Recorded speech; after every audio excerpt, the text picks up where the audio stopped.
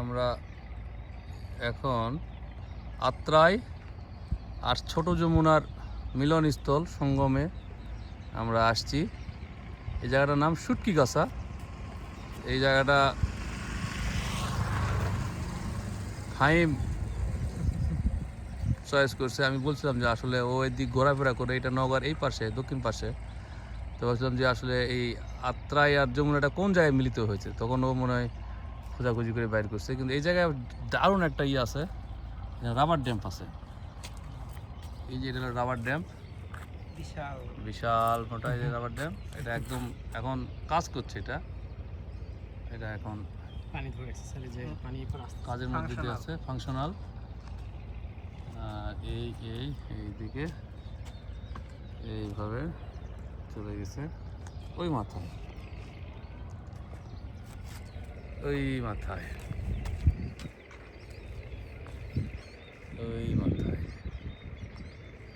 আর ওই পারে এটা আত্রাই নামে চলে গেল, যায় আত্রাই আহসানগঞ্জ যায় মিলিত হয়েছে একেবারে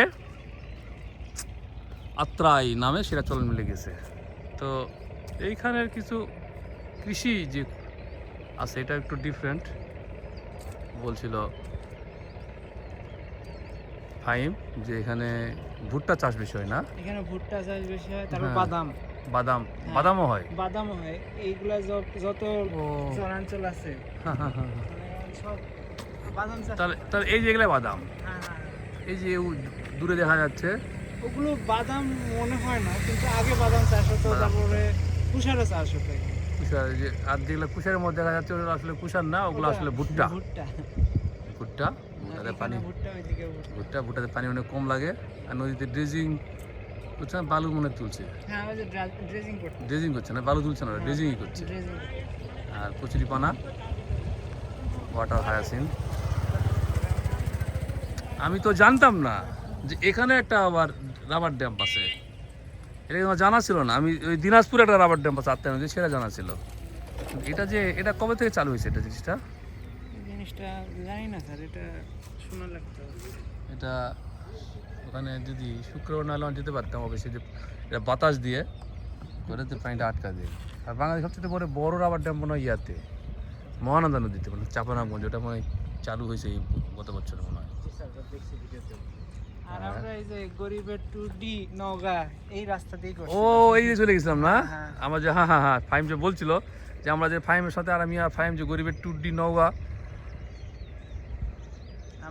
না ওটার নাম হলো ট্যুর ডি নওগাঁ, আর গরিবের ট্যুর ডি ফ্রান্স। গরিবের ট্যুর ডি ফ্রান্স। তো গরিবের ট্যুর ডি ফ্রান্সে আমরা এদিকে গিয়েছিলাম, আসলে জানা না থাকার জন্য। তখন তুমি জানতে না যে এখানে রাবার ড্যাম্প আছে? পরে গুগলে ম্যাপটা দেখে দেখলাম যে রাবার ড্যাম্প আছে। তুমিও জানতে না? আমিও জানি। হ্যাঁ, কত অজানারে আমরা অজানাই রেখে দিই।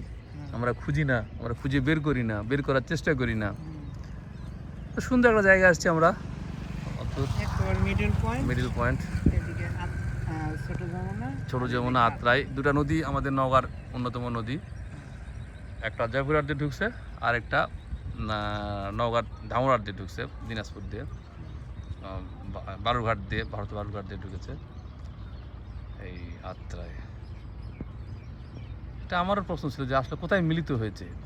আমি অনেকে জিজ্ঞাসা করতাম যে ভাই এটা কোথায় এক হয়েছে, কেউ বলতে পারতো না। দেখ, অনেকদিন একটা জানা হলো, অনেকদিন পর একটা অজানা জিনিস জানা হলো। আর রাবার ড্যাম্প এখানে দেওয়াতে, যে জিনিসটা হয়েছে, পানিটা কিছু আটকে আছে আর কি। আর রাবার ড্যাম্প এটাই তো ড্যাম না? ড্যামই তো। ড্যামের বাংলায় কি বাঁধ নাকি? ড্যামের বাংলা বাঁধ বলা যায়। বাঁধের ইংরেজি কি? বাঁধের ইংলিশ হচ্ছে, থামেন, ড্যাম আলাদা, ব্যারেজ আলাদা। ব্যারেজ, হ্যাঁ, তিস্তা ব্যারেজ। দুটাই মনে করেন যে এক নাম। বাংলাতে বাঁধ বলি। ওই যে আপনার ওটা যেটাকে আমরা সিভিল এমব্যাঙ্কমেন্ট বলি, ওটাকে আবার সুরক্ষা বাঁধ বলে বাংলায়। হ্যাঁ, ওটাকেও বাঁধ বলে, কিন্তু হ্যাঁ ওটা এমবাঙ্কমেন্ট আর কি। তাহলে এটা বাঁধ, এটা আসলে এরকম বাঁধ, পানি ড্যাম পুরাটাই পানিটা আটকাই দিয়েছে, আড়াআড়ি আর কি, একদম আড়াআড়ি। আর এখানে এই রাবার ড্যাম করার জন্য এই যে জিনিসটা করেছে, একটা স্লোপ করে স্লোপ তৈরি করেছে, এটা একদম কনক্রিট ঢালাই, একদম ঢালাই, হাওয়া দিয়ে দেয় না স্যার? একদম না না, ঢালাই, এটা হাওয়া না, এটার ভিতরে বালুও দেয়, অনেক সময় ইয়াও দেয়, পানিও দেয়। ঢালাই। ও রাবার ড্যামের ইয়া না, বাতাস না, না বাতাস না, বাতাস দিলে তো ফ্লোট করবে, পুরো উঠে যাবে।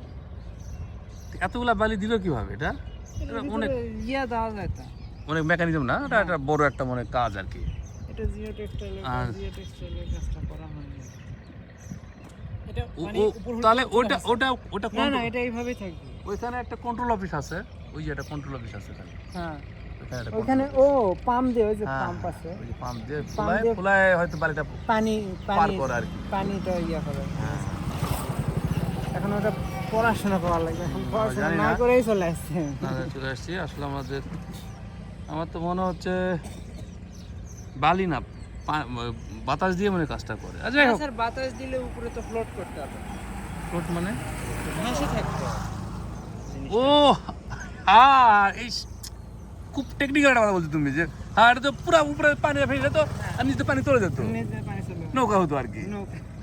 বসমান ভেলা হতো তো। হ্যাঁ, এটা আসলে তোর একটা ওয়েট থাকা লাগবে, যেটা হ্যাঁ, weight আটকায় রাখবে আর কি, আটকায় রাখবে। ডাবায় রাখবে, রাইট? ডাবায় রাখবে। এটা বালি, অবশ্যই অবশ্যই বালি বা বালি এইসব কিছু, অথবা পানি।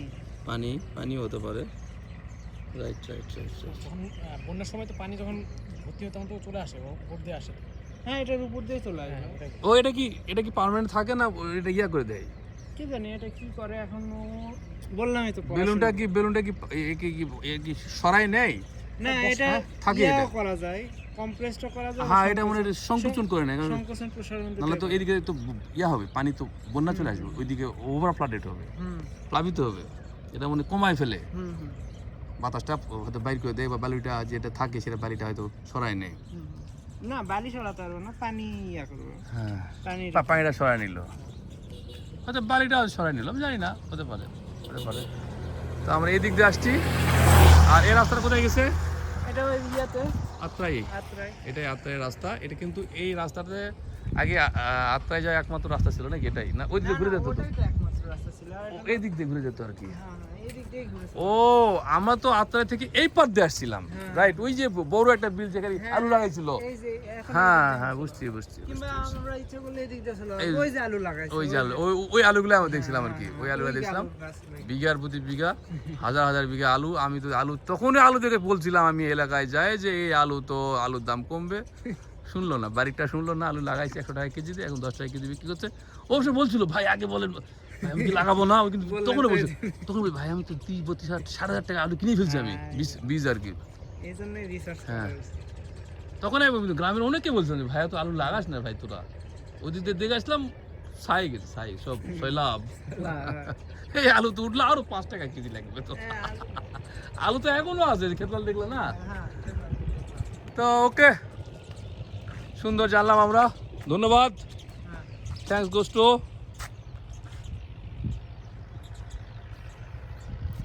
ফাহিম, সুন্দর একটা জিনিস জানালো, আমাদের জানা ছিল না।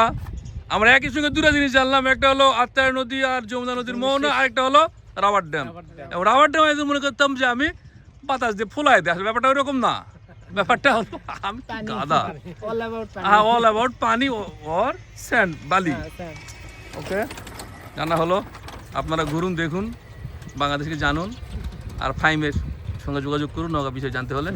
By bye bye. ওকে।